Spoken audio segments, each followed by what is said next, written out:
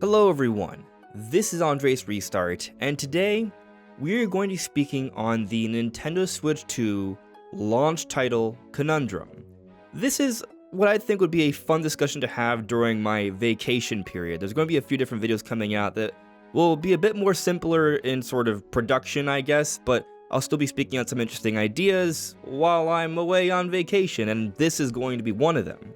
And it's something I've been thinking about for a while. It's something I think a lot of you have been thinking about as well. What will be the Nintendo Switch 2 launch title? Because there's a variety of options, and there's a lot of disagreements and opinions on what makes the most sense. So that's what we're going to be speaking more on today. But before going forward, let me ask that if you do enjoy my content, to please subscribe and hit that notification bell. So I'm going to list off the 3 most likely Switch 2 launch titles. And I say most likely with air quotes because that's just the 3 that we've been speaking on the most. There are technically other possibilities. But one of them is the rumored next 3D Mario game. Makes a lot of sense. Historically speaking, Mario has been used to push the beginning of a new console, a new generation, and there have been times when it has been the day one title. Look at Super Mario 64. That was a really good idea. But they didn't do it for Mario Sunshine, they didn't do it for Mario Galaxy. Mario Galaxy 2 was a sequel on the same console. Mario 3D Land? No. Mario 3D World? No. Super Mario Odyssey for the current Switch? Not a day one launch title. Came out in the first year, but not in the very beginning. And so I'm not saying 3D Mario can't be the launch title, but it hasn't always been the launch title, simply a big premiere title that comes out usually in that first year, or at least close to it. How about Mario Kart? Well, Mario Kart is a title that I think makes a lot of sense when you think about its sales potential. Mario Kart 8 Deluxe is the best-selling Nintendo game of all time, excluding Wii Sports, which was packed into the Wii. So basically it is the best-selling Nintendo game of all time, and it's still selling now. The Mario Kart series has always had strong selling power. If Nintendo has to put a game out at launch they know is going to bring in a large audience, Mario Kart may be the most guaranteed. So from that perspective, I think it makes a lot of sense. I would be very excited to see the next new Mario Kart as a day one Switch 2 launch title, especially when we consider that the last time we got a brand new console Mario Kart was technically 2014. Mario Kart 8 Deluxe is an enhancement of the original release on Wii U. So it's been a long time coming, and if Switch 2 does launch early next year, as reports have more recently indicated, then it's going to have been more than 10 years between console Mario Karts. I think people will definitely be ready and eager for a new one. But there's been another title that's been discussed as a possible launch title for Switch 2, and that's Metroid Prime 4 Beyond. Even before they showed off this game, there was a lot of conversation, a lot of that conversation coming from me, that Metroid Prime 4 could be the Breath of the Wild of this next generation. And I meant that in the sense that they would show off this game perhaps in the summer before the console launches, and that part has proven true so far. And it would be this very impressive game for Nintendo standards that might have people looking more towards this game, and if they have a cross-gen version, that might be a great way to showcase the console and bring in some excitement. And so there are some parallels and others that I've discussed when it comes to Metroid Prime 4 and Breath of the Wild and also Twilight Princess when they were cross-gen launch titles. I do believe that Metroid Prime 4 Beyond is going to be a cross-gen title. I don't think it would have been coming out in 2025 if it wasn't. I think they could have had this game ready for the holidays because we've seen evidence of QA testing since March of 2023. So that doesn't guarantee anything, but it does have me leaning in the direction that had Switch 2 been coming out this year, I think Prime 4 would have been coming out this year. And there were rumors and reports saying that Switch 2 was going to come out this year, as there were for Prime 4. Switch 2 was delayed internally according to the reports, and then all of a sudden those rumors about Prime 4 coming out this year, well, they weren't true. Do I wonder why? No, because I feel pretty confident in my belief here that Prime 4 is being saved as a title to release early on for Switch 2. And maybe that is a launch title. But more recently, I've been thinking that Metroid Prime 4 is definitely not going to be a launch title. I want it to be a launch title because it's my most anticipated game and I want to play in the best way possible. And I do think we're going to have a cross-gen version early on for Switch 2, but I don't think it's going to be the day one title. And there's a few reasons why I'm leaning in this direction now. One, I still think we are supposed to get Metroid Primes 2 and 3 before the release of Prime 4. And if Prime 4 is a Switch 2 Day 1 title, it might be kind of weird to, say, release Primes 2 and 3 a month before Prime 4 comes out on Switch. So for example, let's say this February there is a direct where they announce this, or they say it through social media that Primes 2 and 3 will be released on the eShop, and then a month later Prime 4 is coming out, which also, by the way, is the same day Switch 2 is coming out. That seems like a weird situation to me. What makes a little bit more sense is the Switch 2 comes out, say March of 2025 as reports have indicated, and then a couple months later, sometime between May and July, Metroid Prime 4 does come out, but in the month or two before its release, we see a presentation or a social media announcement of Metroid Primes 2 and 3 being released on the eShop, maybe some sort of physical release a few weeks later, and it's made available for both Switch 1 and Switch 2 owners. In other words, I think Switch 2 needs to be out a little bit as they build up a marketing campaign towards the release of Prime 4. But just by a couple months, I'm thinking Prime 4 is still coming out relatively soon, between May and July of next year. That's my thinking right now. But the other reason why I'm leaning in the direction of Prime 4 not being the launch title is because while I do recognize a lot of parallels with Prime 4 and Breath of the Wild and Twilight Princess, there is one key difference. You see, the Nintendo GameCube, where Twilight Princess was initially going to, and the Wii U, where Breath of the Wild was initially going to, were not successful Nintendo consoles.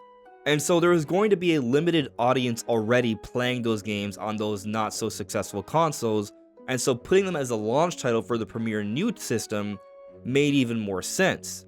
In contrast, in this situation, Prime 4 is coming out for Nintendo Switch, that part's guaranteed, and the Switch is a very successful console. It will have a significant audience on the Switch.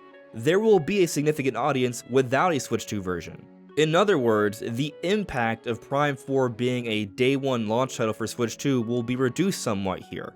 Now, I still think it makes a lot of sense to have Prime 4 available early on for Switch 2, market it as one of the premier titles, push it alongside the system, and I think there will be evergreen success there. I think when people pick up Switch 2, Prime 4 will be in the minds of many when considering big titles for the system.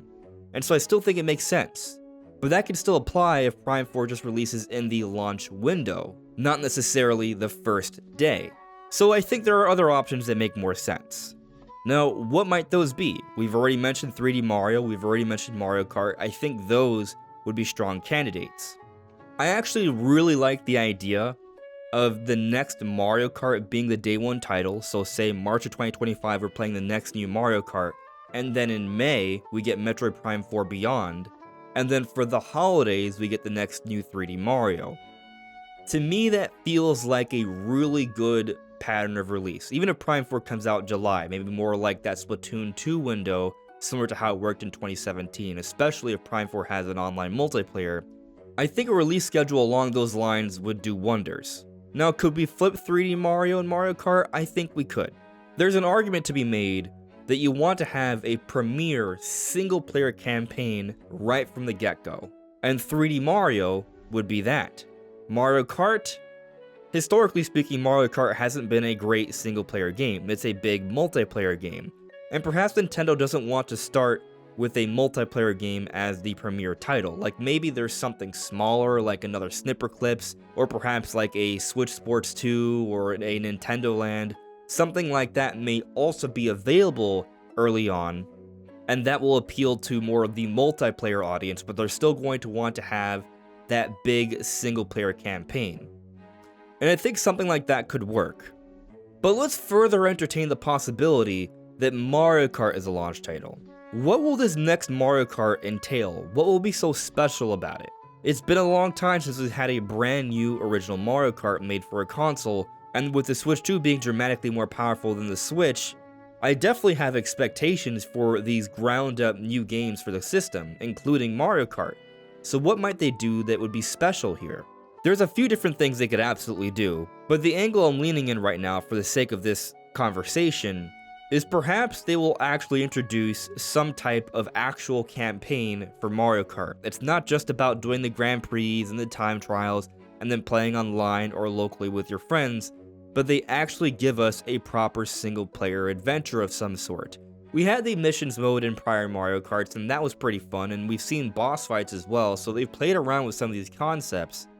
But I love the idea of them bringing in some kind of hub area or an environment to explore, very much like Diddy Kong Racing. If something like this was involved with the next Mario Kart, that might help more people accept Mario Kart as a proper day one launch title. Now, some of you might be questioning the need for it to be a single player campaign immediately, especially if we're going to have, say, Metroid Prime 4 come out 6 to 8 weeks later, which isn't that far off. Do we really need it to be a single player centric kind of game day one? Wouldn't it just be okay to have a game that everyone wants to play? I think there's reason in that as well. But perhaps a reason why 3D Mario would make more sense as a launch title than Mario Kart is because 3D Mario, that series, has a bigger history of innovation and showcasing what a system can do. I believe the next Mario Kart is going to be a big deal. I believe it will be a showcase for the console, and maybe it can still be the launch title, but the history of the Mario Kart series isn't necessarily innovation, just good multiplayer kart racing fun. And while Mario Kart 8 definitely raised the ante when it comes to visual fidelity for Mario Kart, the innovation factor isn't really there, so it's not my expectation that Mario Kart is going to be the best showcase for the new console. 3D Mario, on the other hand, historically has always been a proper showcase of what the system can do. Innovation is common in these Mario games, and I'm sure whatever sort of nifty control differences the next console will have, they will implement some of those. I also imagine that as a visual showcase, 3D Mario is more likely to be representative of the console's abilities than Mario Kart, even though I think both are going to be lookers for the system. Now then, you might think, okay, well, if 3D Mario comes out in March, would it be weird for Metroid Prime 4 to release, say, in May, a few weeks later? Maybe a little bit. I do think there's a lot of overlap between Metroid fans and 3D Mario fans. Basically, most Nintendo fans that like playing single-player games are going to play 3D Mario, and I would say the majority of the Metroid fanbase falls in that category. So I think you can make the argument that perhaps Metroid Prime 4 would need a little bit more space between 3D Mario. Maybe, and I did suggest a window of May through July. Perhaps July would be a better spacing for Prime 4. And then in between 3D Mario and Metroid Prime 4 in those few months, we have things like maybe the next Switch Sports or Nintendo Land that offer something very multiplayer focused that can give us that cool multiplayer game early on, while also giving us 3D Mario. And then Mario Kart would be saved as a holiday title. I think doing things in this way would also work really well. But there are other angles to this conversation. Some have considered that maybe Pokemon Legends ZA could be a launch title. And while I think there might be something to the idea of having a cross-generation enhancement with this game, we never see Pokemon used as a launch title for a system. And historically, Game Freak usually waits before they put their next Pokemon game for a new system, but in this scenario, I think, while it is obviously releasing on Switch 1, that part is already known, I do think that maybe they could have a graphics enhancement patch, and then through backwards compatibility, they can still market Legends ZA as a solid option for Switch 2 owners. But another game that people have theorized could maybe be a launch title is the long theorized and rumored Ocarina of Time remake. Now, I've made several arguments why I think Ocarina of Time remake is happening, and I still think it's happening more so than ever before, but I don't expect it to release next year. And that's mainly because of the games I'm already expecting to come out next year, plus maybe spacing out Zelda releases a little bit. We just got Tears of the Kingdom last year, we're getting Echoes of Wisdom this year, and while a remake wouldn't be the same as a new game, the kind of remake I'm expecting here would be pretty ambitious, and Nintendo does have to space out their games somewhat.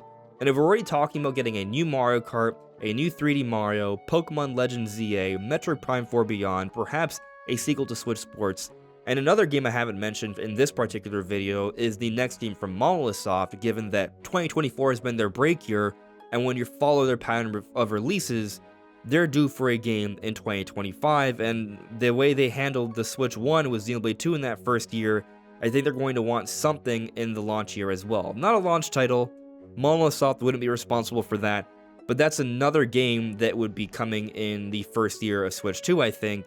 And so I just don't think there's really that much of a need for Ocarina of Time Remake in 2025.